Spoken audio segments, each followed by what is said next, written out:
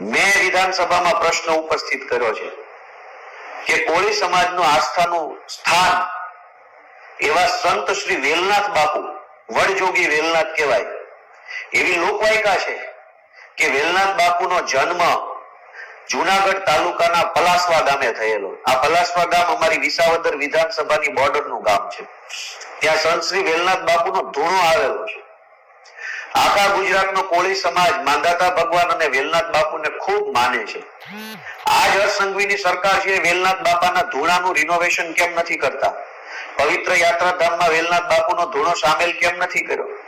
વેલનાથ બાપાનો ધૂણો આખા ગુજરાતમાં કોળી સમાજની આટલી મોટી સંખ્યા છે, વેલનાથ બાપુને માને છે. આ વેલનાથ બાપુના ધૂણાના મેં દર્શન કર્યા છે અને મને કહેતાય છે, ખુશી થાય છે કે વેલનાથ બાપુના લગ્ન છે એ અમારા વિસાવદર વિધાનસભાના જ એક ગામમાં થયા હતા અને વેલનાથ બાપુનો ધૂણો જે છે એ પણ વિસાવદરની બાજુમાં આવ્યો છે.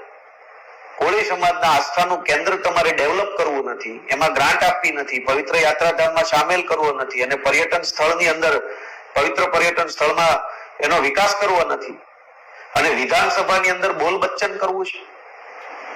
હું આજે ખુશી અને વટ સાથે કહી શકું છું કે મેં વિધાનસભાની અંદર વેલનાથ બાપુના ધૂણો, એમનું જન્મસ્થાન જે છે એને ડેવલપ કરવા માટેની માંગણી રજૂ કરી છે.